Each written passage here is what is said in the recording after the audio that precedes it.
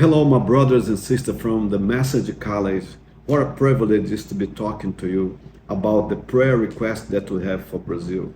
And so, first of all, I would like to apologize for taking so long to send you this video because I was, taking some time to pray and to prepare myself, okay, to talk about the requests, to talk about the situation of our nation.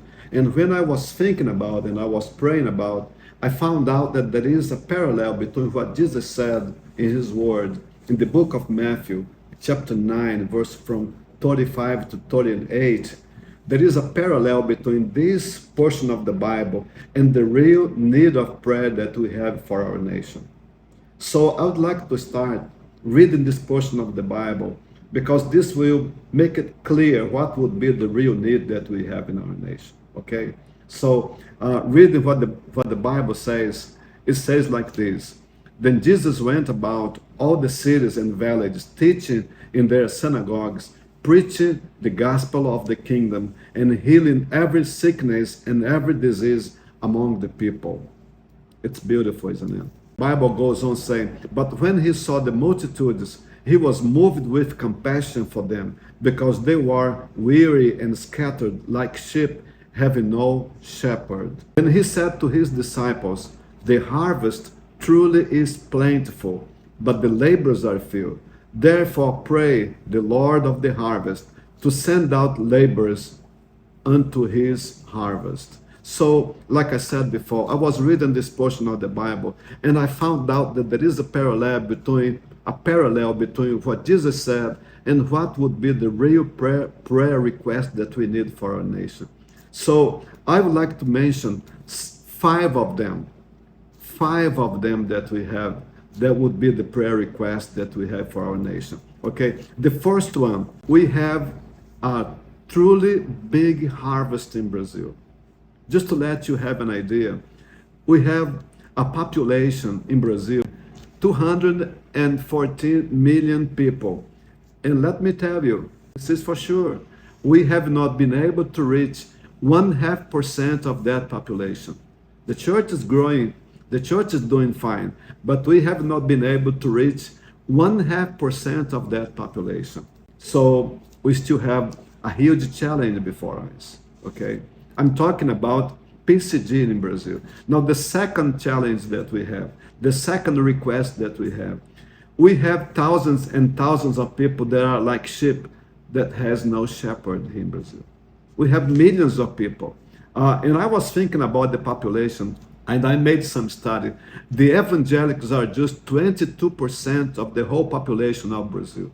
So just think about, we have 80% of the whole population of the nation is still not being reached for the gospel yet. We have 80% of our nation that have not yet been reached for Christ. So we still have a huge challenge before us. Now let's think about the third request that we have, okay? The third request would be, we have a very few laborers in the nation, okay? We have about, I was talking and making some research, and I have found out that we have 1,200 pastors and intern pastors in the nation. I'm talking about IDPB, I'm talking about our church, PCG here in Brazil. We have about 1,200 pastors in Brazil. This would be pastors and intern pastors. Let us say that we have another 5,000 people in the church that would be involved so much with the church work and evangelism and reaching out for Christ. What would that be for millions of people that are still being unreached for Christ? What would that be for 214 million people that are still there waiting for somebody to tell them about Jesus? So this is a tremendous challenge that we have before us. Can you see the challenge? Can you see that we have a long way to go? The church is doing fine. The church is growing, but yet we have before us a huge challenge, a huge number of people yet to be reached for Christ. Now let's think about the third or the fourth request that we have. Just to let you know, we want to have a church in every city of Brazil. You know, according to the polls, we have about 6,000 cities and villages and towns here in Brazil. 6,000 of them.